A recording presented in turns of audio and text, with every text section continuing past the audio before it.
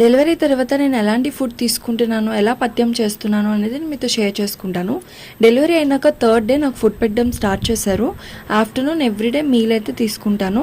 అది కూడా మనకి మిల్క్ సప్లై ఇచ్చే ఫుడ్ ఐటమ్సే మనకి సజెస్ట్ చేస్తారు. బాలింతలకి నువ్వుల నూనె వేసి కర్రీ అయితే చేస్తారు.